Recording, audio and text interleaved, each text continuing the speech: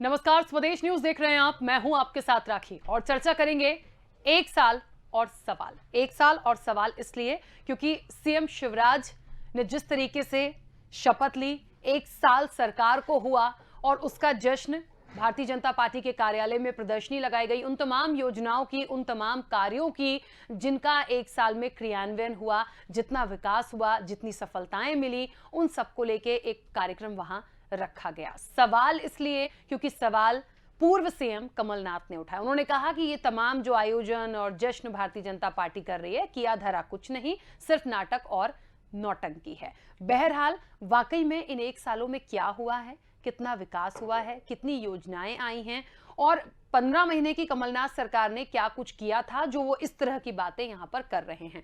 हम इस चर्चा को आगे बढ़ाएंगे, लेकिन उससे पहले कुछ प्रतिक्रियाएं आई हैं, सुनते हैं किसने क्या कुछ कहा है। एक बरस बीत गया, संघर्षों का वर्ष, संकटों से पार पाने की कोशिशों का वर्ष, कोरोना के संक्रमण से जनता को निकाल के ले जाने का वर्ष, गरीब मजदूर किसान माताओं बहनों और नौजवानों की सेवा का वर्ष। और आज मुझे एक साल बाद यह संतोष है कि सरकार के माध्यम से भी एक साल में प्रधानमंत्री जी के नेतृत्व में, उनके आशीर्वाद से, राष्ट्रीय अध्यक्ष आदरणीय नड्डा जी, अमित शाह जी के स्नेह और आशीर्वाद से, और मध्य प्रदेश के हमारे संगठन के अध्यक्ष वीडी शर्मा जी, पूरी टीम हमारी संगठन की, उनके सहयोग से हम बेहतर काम करने की कोशिश कर पाए। मैं बहुत संतुष्ट हूं कि इन परिस्थितियों में विकास की गति भी नहीं रुकी, किसान गरीब माताओं बहनों के खातों में पैसा पहुंचता चला गया, बंद की गई योजनाएं फिर से चालू कर दी, कई नई योजनाएं बनाई। आज उनके बारे में विस्तार से नहीं कहूंगा, लेकिन मुझे एक और संतोष है मन में। अगर संगठन का ऐसा सहयोग ना मिला होता तो शायद इतना बेहतर काम करना संभव नहीं था। मुझे कहते हुए गर्व है कार्यकर्ता बहनों और भाइयों कि सरकार और संगठन के तालमेल का उत्तम उदाहरण है अपना मध्य प्रदेश। आज हम सब लोगों के लिए बड़े गर्व और गौरव का विषय है कि भारतीय जनता पार्टी की हमारी सरकार, माननीय मुख्यमंत्री जी के चौथी बार जो कार्यकाल उन्होंने शुरू किया, उसका आज 1 वर्ष पूरा हुआ है। मैं माननीय मुख्यमंत्री जी को, मध्य प्रदेश की सरकार को बहुत बहुत हृदय से शुभकामनाएं देना चाहता हूं और उनको बहुत हृदय से उनका अभिनंदन और बधाई देना चाहता हूं। मित्रों, मध्य प्रदेश के अंदर माननीय मुख्यमंत्री शिवराज सिंह जी चौहान ने जब चौथी बार मुख्यमंत्री पद की शपथ ली, तब हम सब लोगों को ध्यान में होगा किस प्रकार से कोरोना का महामारी का संकट इस मध्य प्रदेश के अंदर आया था और उसी संकट में उन्होंने सरकार को संभाला और संभालने के बाद दिन रात एक करते हुए इतनी अथक मेहनत, अथक परिश्रम के साथ इस मध्य प्रदेश को माननीय मुख्यमंत्री जी ने कोरोना के संकट में जिस प्रकार से संभाला है, और आज हम कह सकते हैं कि संपूर्ण मध्य प्रदेश के अंदर चाहे कोरोना का महामारी का संकट हो या और भी जो हमारी समस्याएं हैं, उन सारी समस्याओं के साथ माननीय मुख्यमंत्री जी ने जिस मेहनत के साथ मध्य प्रदेश को उबारा और मध्य प्रदेश जो 15 महीनों के अंदर जिस प्रकार से मध्य प्रदेश के अंदर जो कमलनाथ के नेतृत्व की सरकार थी, इसने मध्य प्रदेश को डुबोने का काम और गरीब कल्याण की योजनाओं को बंद कर उन गरीबों के हक और अधिकार को छीना था।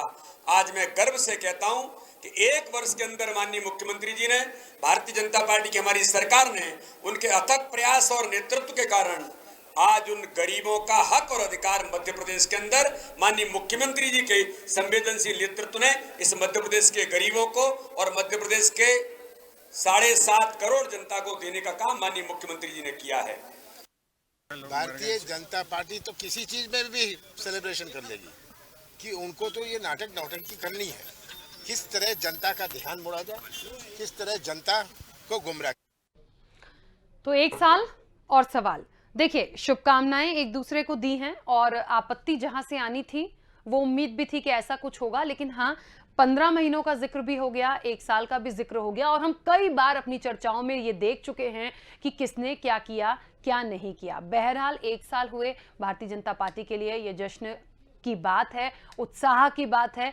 रही बात कांग्रेस की, तो कांग्रेस सवाल इसलिए उठाती है क्योंकि कांग्रेस को नहीं लगता कि इन 1 सालों में विकास हुआ। और जब 15 महीने की कमलनाथ सरकार थी उस वक्त पे भारतीय जनता पार्टी को यह लगता था कि उन 15 महीनों में कुछ नहीं हुआ। बहरहाल हकीकत में यदि देखा जाए तो इस कोविड पीरियड के टाइम को मिलाकर कितना विकास हुआ, कितनी बंद योजनाओं को चालू किया गया, किस स्पीड से हम आगे बढ़े, किस स्पीड से हमारा मध्य प्रदेश बढ़ रहा है, ये बहुत महत्वपूर्ण है और इसी पर हम चर्चा भी करेंगे कि असल में कितना और क्या हुआ है। स्टूडियो में कई मेहमान हैं, सबसे पहले आपका परिचय कराते हैं। बीजेपी प्रवक्ता प्रकाश मीरचंदानी जी हमारे साथ हैं। प्रकाश जी बहुत स्वागत चर्चा में शामिल होने के लिए। कांग्रेस प्रवक्ता विवियन खोंगल जी हमारे साथ हैं। विवियन जी आपका भी बहुत स्वागत है। और राजनीतिक विश्लेषक के रूप में रमेश शर्मा जी हमारे साथ हैं। रमेश जी आपका भी बहुत स्वागत है। तो 1 साल और सवाल पर हम चर्चा की शुरुआत मुझे लगता है सबसे पहले प्रकाश जी आपसे ही करना चाहूंगी। और बहुत शुभकामनाएं मिली हैं और 1 साल का हम अभी तक का काम देखें, विकास देखें, बहुत उतार चढ़ाव देखे हैं, इसमें कोई दो राह नहीं है। कितना मुश्किल से निकले, कितनी योजनाओं को शुरू किया और कमलनाथ सरकार के बाद से जब वापस से सत्ता में आई भारतीय जनता पार्टी, कितना मुश्किल था वहां से उठा के लेके आना। देखिए राखी जी, मैं एक उदाहरण के रूप में आपको बताना चाहूँगा कि अगर कोई गाड़ी 15 महीने से थमी हो तो उसमें बैटरी भी बैठ जाती है, उसमें रेडिएटर में पानी भी ख़त्म हो जाता है, उसके इंजन का ऑयल जम जाता है और तमाम उसमें जो है कार्बन जम जाता है और एक प्रकार से जाम सी हो जाती कोई विषय को। 15 महीने में जिस तरीके से कांग्रेस ने मध्य प्रदेश शासन के प्रशासन को और जो अपना जो विकास की जो गाड़ी थी उसको किस तरीके से जाम किया था, वो केवल धक्का मार के और वो उसका पेट्रोल, उसका जो इंजन का ऑयल था और वो सारी चीज़ें वो अपनी जेबों में भरते जा रहे थे पैसे के रूप में। तो उस पूरी की पूरी गाड़ी को, विकास की गाड़ी को पूरी ताकत लगाकर माननीय मुख्यमंत्री जी ने जिस तरीके से चार्ज किया वो एक अद्वितीय है। और उसके ऊपर तुर्रा ये कि एक बहुत बड़ी बीमारी जो पूरे विश्व में व्याप्त है, मतलब कोरोना के रूप में जो हमारे साथ जो संक्रमण का जो एक भयावह वाकया है वो अभी भी चल रहा है। उसके बाद विकास की गति को आगे बढ़ाना, मध्य प्रदेश में जो सारी योजनाएं जो बंद कर दी माननीय कमलनाथ जी ने, उन सारी चीज़ों को गति प्रदान करना, जनता को सीधे फौरी रूप से राहत पहुंचाना, 6,000 रुपये जो केंद्र के जो किसानों को जो मिल रहे थे उसके साथ 4,000 अपने जोड़कर माननीय मुख्यमंत्री शिवराज जी ने तत्काल किसानों के खातों में डालना, जो लोग मुख्यमंत्री कन्यादान योजना में जो महिलाएं जिनकी शादी हुई थी उनको पैसे नहीं मिले थे, उनके पैसे तुरंत उनके खातों में डालना, पेंशन जिनकी रुकी हुई थी उनको पेंशन देना, युवाओं को जो उनके लैपटॉप के जो पैसे मिलते थे वो उनके खातों में डालना और तमाम ऐसी योजनाएं, संबल योजना में जो तमाम लोगों को राहत मिलती थी वो सारी प्रदान करना। मैं कह रहा हूं कि एक चमत्कारी नेतृत्व जो होता है शिवराज जी के रूप में हमें वहां पर दिखा है और उन्होंने पूरी ताकत लगाकर इस कोरोना काल में जिस तरीके से जनता की सेवा की है, मुझे लगता है कि ये 1 साल, बाकी के तो 14 साल उन्होंने वो भी शासन किया है, लेकिन ये 1 साल एक अपने आप में एक मील का पत्थर साबित हो रहा है। ये एक इतिहास रचेगा कि इतनी विपरीत परिस्थितियों में मध्य प्रदेश में पैसा ना हो, उसके बाद वो सारी चीज़ों की व्यवस्था करना, अर्थ की व्यवस्था करके और तमाम किसानों को राहत पहुंचाना, सारी चीज़ों की गति प्रदान करना। 24 घंटे, मुझे तो लगता है माननीय मुख्यमंत्री जी के पास इतनी एनर्जी कोई देव शक्ति से ही मिलती है कि वो 24 घंटे लगातार काम में लगे रहते हैं और हर पल हर समय ये चिंता करते हैं कि मैं कैसे ना कैसे करके जनता को राहत पहुंचाऊं, उनकी जेब में कुछ पैसा डाल दूं, कहीं किसानों की जेब में पैसा डाल दूं, कहीं युवाओं के, कहीं बेरोजगार, कहीं महिलाओं के पैसे डाल के और उनको कैसे ना कैसे करके उनको वापस एक साइकिल में लाकर उनकी गति प्रदान करूं। ऐसे अद्वितीय मुख्यमंत्री विरले हमें मध्य प्रदेश में मिले हैं और मैं उनको साधुवाद देता हूं और बधाई देना चाहता हूं आपके चैनल के माध्यम से कि आज उन्होंने 1 साल पूरा किया है अपनी चौथी पारी का। बहुत बहुत बधाई है। और कमलनाथ जी को तो देखिए, मुझे आश्चर्य लग रहा है कि अभी मैं आपकी चैनल पे ही वो सुन रहा था कि किस तरीके से वो अपना वक्तव्य दे रहे हैं। एक गैर जिम्मेदाराना व्यक्ति लगे मुझे वो, एक इतने बड़े उद्योगपति को इस तरीके से कि ध्यान अपनी और जनता का मोड़ने के लिए। अरे भाई, जनता को तो हम बताएंगे किसके लिए काम करता है आदमी, जनता के लिए करता है। और जनता को अगर हम बता रहे तो उसमें आप व्यथित मत होइए, परेशान मत होइए। जनता का काम है, जनता के पास जा रहा है। आपने जो चीजें रोकी हमने चालू की, अब आप उस पर बोलते तो कुछ समझ में आता कि हाँ उन्होंने क्यों बंद की थी, हमने क्यों चालू की। उसमें अगर कोई इफ बट लगाते तो समझ में आता, या उसमें कुछ कारण बताते तो समझ में आता। केवल हताशा और निराशा भरा जो उन्होंने वक्तव्य दिया ये ठीक नहीं है। ऐसे अवसर पे बधाई देना चाहिए थी उनको भी। बिल्कुल। चलिए विवियन जी, 1 साल हुए, देखिए कम हुए ज्यादा हुए, कम विकास हुआ ज्यादा विकास हुआ, ये बात की बात है। लेकिन 1 साल पूरा होना, देखिए वो पीड़ा हम समझ सकते हैं कि वो 15 महीने की सरकार कैसे आई थी, फिर कैसे चली गई, वो एक अलग बात थी। लेकिन आज 1 साल के मौके पर ये कह देना कि सिर्फ भारतीय जनता पार्टी नाटक नौटंकी कर रही है, ये क्यों? देखिए, भारतीय जनता पार्टी नाटक नौटंकी कर रही है, इस वक्तव्य में पूरी तरह से कितनी सच्चाई है ये आम जनता के बीच में हम जाते हैं और हमको वहाँ से ये फीडबैक मिलता है कि आम जनता की क्या परेशानियाँ हैं। ऐसा कोई वर्ग नहीं है समाज का वर्तमान परिस्थितियों में जो परेशान नहीं है। आप सिर्फ अपनी असफलताओं को कोरोना के ऊपर डाल नहीं सकते, ये मैं माननीय मुख्यमंत्री जी से कहना चाहता हूँ। माननीय मुख्यमंत्री जी का वक्तव्य मैंने सुना जहां वो पूरी तरह से संतुष्ट नजर आ रहे थे।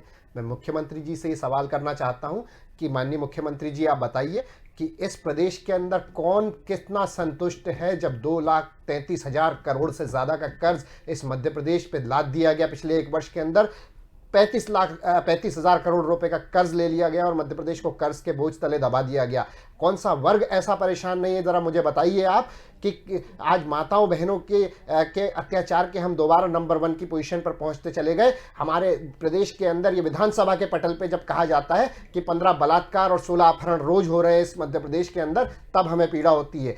तब हमें पीड़ा होती है जब मध्य प्रदेश के बेरोजगार 5 लाख बढ़कर और 25 लाख रजिस्टर्ड बेरोजगार इस मध्य प्रदेश के अंदर हो जाते हैं, तब हमें पीड़ा होती है। ये भी विधानसभा के पटल के ऊपर दी गई जानकारी है। हमें तब जब इस मध्य प्रदेश के प्रति व्यक्ति आय 5,000 रुपए से कम हो जाती है और मध्य प्रदेश की 1/3 जनसंख्या आज गरीबी रेखा के नीचे चली जाती है, तब हमें पीड़ा होती है। और तब हम सवाल या निशान उठाते हैं इस मध्य प्रदेश की उस सरकार पर जो सिवाय इवेंट मैनेजमेंट के और सिवाय अपने चेहरा चमकाने के, नारियल फोड़ने के अलावा और कोई उचित कार्य इन्होंने करना जरूरी नहीं समझा। आज युवाओं के लिए ये स्थिति हो गई है कि मध्य प्रदेश का युवा आज आत्महत्या करने पर मजबूर हो रहा है। मध्य प्रदेश के युवा, अगर आप एनसीआरबी के आंकड़ों को देखेंगे तो आत्महत्या करने वालों में सबसे ज्यादा बेरोजगार युवाओं की जो है संख्या सबसे ज्यादा हो रही है। आज माताओं बहनों की, गृहिणियों की हमारी बात करें, 1,000 रुपए का सिलेंडर गृहिणियां लेने पर मजबूर है, 100 रुपए का पेट्रोल और डीजल। कौन, जब दूसरे स्टेट्स, राजस्थान हो चाहे असम हो चाहे पश्चिम बंगाल हो, दूसरे स्टेट्स के अंदर जब वैट को कम किया जा सकता है तो मध्य प्रदेश में वैट क्यों कम नहीं किया गया? क्यों मध्य प्रदेश की बेटियों को शराब की दुकानों पर बिठाया गया कोरोना काल के अंदर? क्यों मध्य प्रदेश के अंदर 1700 करोड़ रुपए आप लोगों ने जब मीडिया को मीडिया के ऊपर अपना चेहरा चमकाने के लिए दिए गए, तो मध्य प्रदेश के उन बेटे बेटियों की क्या थी? एक एक जिले को 30-30 करोड़ रुपए मिल सकते थे, 52 जिले मध्य प्रदेश को। और इसके अलावा आज आपकी जो 22,000 घोषणाएं पिछले 15 वर्ष की अधूरी थी वो तो है ही है, और आप नई घोषणा करने चले। अभी 28 उपचुनावों की घोषणाएं आपकी अधूरी हैं, उसके बाद आप नई घोषणाओं की तरफ आप नए नारियल फोड़ना और नई घोषणाएं और नए शिलान्यास। सर, आप माननीय मुख्यमंत्री जी इस प्रदेश की जनता को जवाब दीजिए कि आज गृहिणियों से लेकर कर्मचारियों के डीए को रोका गया है, उनके एरियर्स को रोका गया है। आज किसानों को किसी जिले के अंदर अगर किसानों को एमएसपी पर दाम मिल रहे हो तो आप मुझे बताइए गेहूं की एमएसपी क्या है? 1,900 रुपए से ज्यादा एमएसपी होने के बाद 1,600-1,500 में किसान बेचने के लिए मजबूर है। हर प्रदेश का हर वर्ग आज परेशान और विचलित नजर आ रहा है और सारी जिम्मेवारी जो है वो कोरोना पर डाल दी जा रही है। और भाजपा संगठन के लोग वहां पर मिठाइयां खाकर जश्न मना रहे हैं। 2 दिन पहले हमारे परिवार से एक व्यक्ति की मृत्यु हुई है और उसी दिन मुख्यमंत्री जी ने एक ट्वीट किया कि आइए शाम को चाय बिस्किट पर टाइगर बिस्किट खाया जाए। टाइगर की फोटो के साथ में हंसता हुआ उनका चेहरा। जब मध्य प्रदेश के अंदर कितने लोगों ने अपने प्राण गंवा दिए कोरोना के समय में। लगातार आंकड़े बढ़ते जा रहे हैं कोरोना संक्रमितों को। क्या अच्छा लगता है माननीय मुख्यमंत्री जी आपको कि आप टाइगर बिस्किट की फोटो डालें, हंसते हुए फोटो डालें सोशल मीडिया पर? ये सवाल जीवंत सवाल हैं जो हम आपसे आज करना चाहते हैं, और प्रदेश के युवा और जागरूक युवा होने के कारण, प्रदेश के नागरिक होने के कारण कुछ सवाल पूछना जायज़ है। रमेश शर्मा जी, 1 साल और सवाल, हम अभी शुरू से अभी तक की यदि इन 1 साल के क्रियान्वयन की बात करें, योजनाओं की बात करें और विकास की बात करें, प्लस कोरोना और कमलनाथ जी की टिप्पणी, क्या कहेंगे? देखिए, मोटे तौर पर चूंकि विरोधी दल के नाते कमलनाथ जी ने जो टिप्पणी की है वो वही जाने, और सरकार की उपलब्धियां क्या है और उसमें खामियां क्या हैं ये तो भाजपा के और कांग्रेस के प्रवक्ता बता चुके हैं। लेकिन 3 मामलों में मेरी दृष्टि में सरकार की मैं तारीफ करूंगा, और वो एक सबसे पहला कारण तो ये है कि जिस परिस्थिति में शिवराज जी ने अपनी सरकार संभाली थी, उस परिस्थिति में 3 चीज़ें ऐसी थी जो बिल्कुल मुँह बाएँ खड़ी हुई थी। एक तो ये जो कोरोना है पूरी दुनिया में जो फैला था, हमारे यहाँ भी फैला हुआ था, और दूसरी जो सबसे इससे बड़ी चुनौती थी वो थी कि कोरोना के कारण जो लाखों लोग यहाँ पर आ रहे थे और लोगों के धंधे बंद होकर के जो रोटी की समस्या थी वो एक बड़ी चुनौती थी। और तीसरी और चुनौती थी वो थी राजनीतिक अस्थिरता की। जिन परिस्थिति में शिवराज जी ने शपथ ली थी वो सब लोग जानते हैं।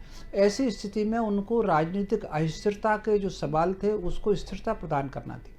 तो मोटे तौर पर एक बात की मैं विपक्ष की भी तारीफ करूंगा कि कोरोना के काल में मध्य प्रदेश में लगभग 1 करोड़ लोगों को राशन पहुंचाया गया घर में। उसमें जो अपोजिशन के विधायक, कांग्रेस के विधायक थे, उन्होंने भी बढ़ चढ़ करके हिस्सा लिया। लेकिन एक अकेला मध्य प्रदेश एक सौभाग्यशाली बात है, इसमें सरकार भी है, समाज भी है, विपक्ष भी है, कि मध्य प्रदेश में कोरोना में भुखमरी से एक भी मृत्यु की खबर नहीं आई। तो मोटे तौर पर जो घरों को खास तौर से खाना पहुँचाया, वो घरों को वो जो राशन पहुँचाया, एक किट बना करके जो पहुँचाया, वो बहुत अद्भुत काम था। दूसरा, उन परिस्थितियों में जिस परिस्थितियों में शिवराज ने सरकार संभाली और उनको बहुमत हासिल करना था, तो उसमें बहुमत भी हासिल किया और सरकार आज एक अस्थायी है और किसी तरीके से उधार के बहुमत पर सरकार नहीं है। ये दूसरा एक काम किया।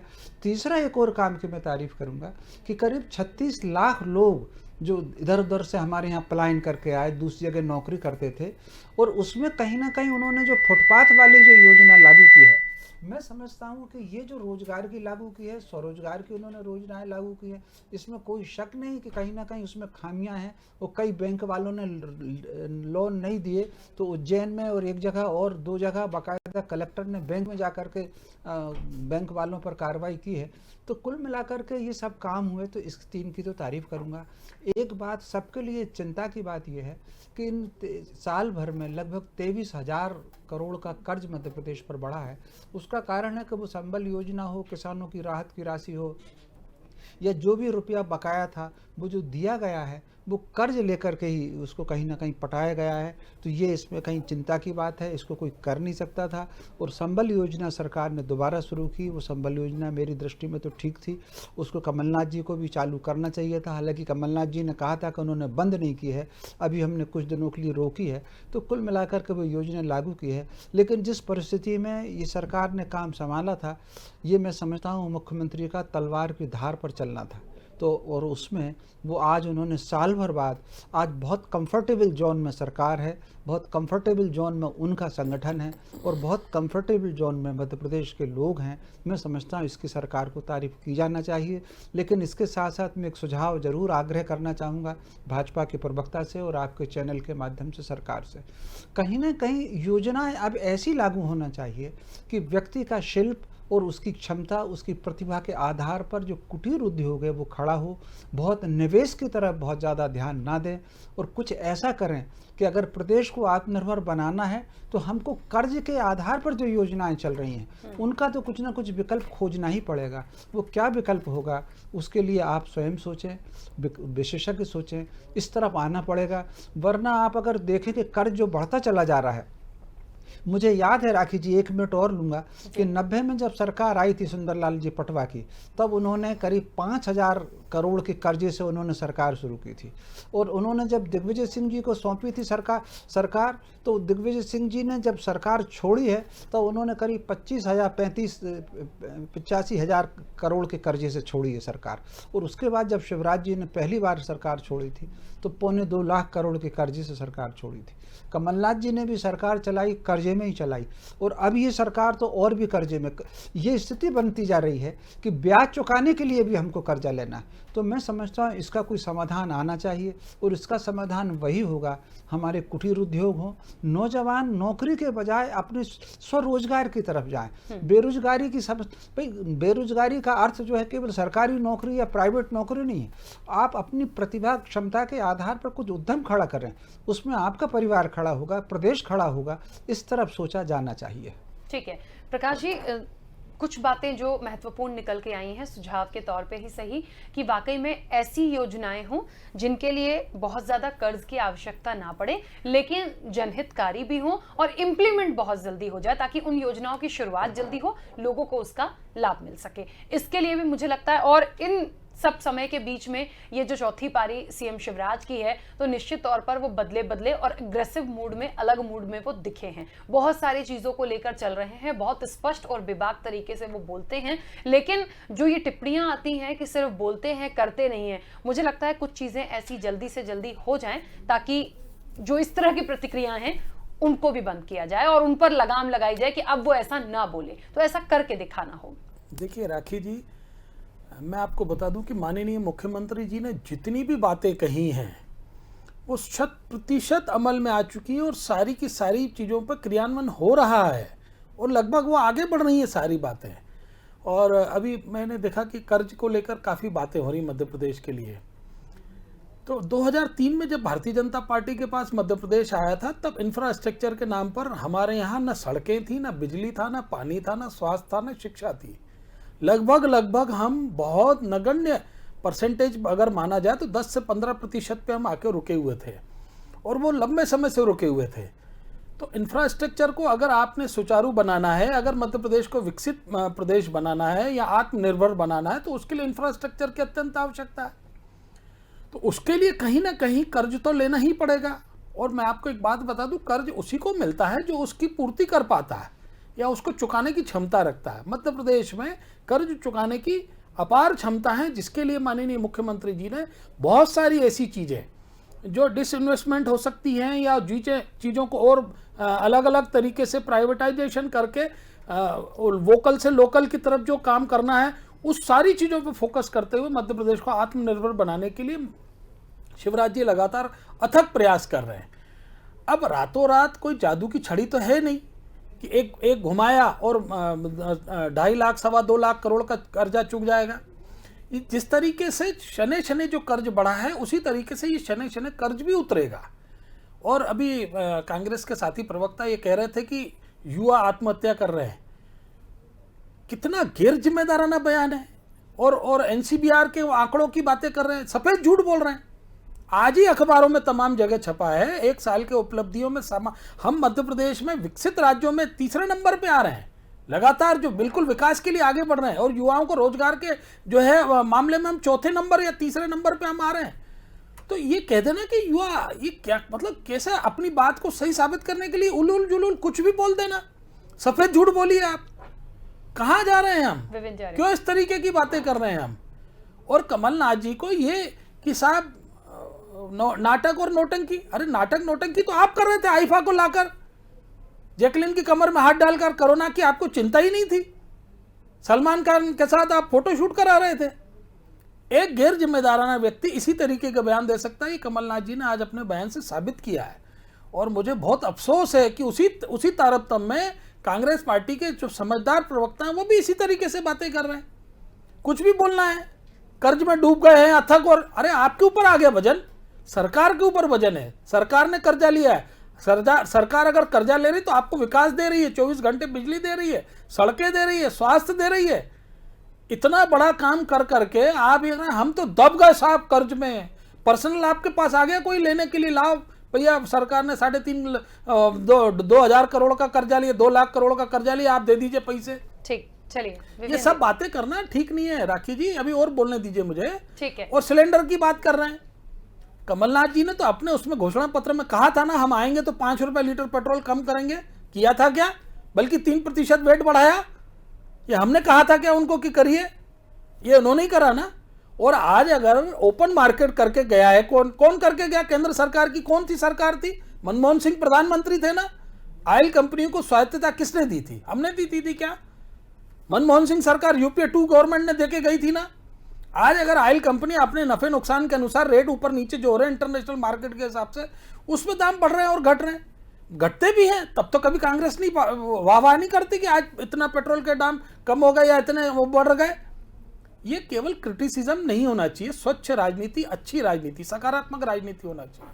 कि हाँ, अगर सरकार के आपके पास अब ये कौन सा वक्त हुआ कि नाटक और नौटंकी, यानी आपके पास कोई सुझाव नहीं है, आपके पास सरकार की खामी निकालने के लिए कोई स्टडी है ही नहीं, कुछ नहीं। आप बताइए ना तथ्यात्मक रूप से, आप लेते प्रेस कॉन्फ्रेंस, आप बताते जिस तरीके से माननीय मुख्यमंत्री जी बात करें, आप बैठिए ना, आप बताइए। आप विपक्ष है, प्रमुख विपक्ष है भाई, आप बताइए किस चीज में, किस योजना में क्या कमी है, उसको क्या ठीक किया जा सकता है? क्यों नहीं? आज साल भर हुआ, अगर 1 साल हुआ सरकार को, तो क्यों नहीं आप सुझाव देते? अगर आपको इतनी प्रदेश की चिंता है, आप रहिए ना, बताइए, जाइए आप।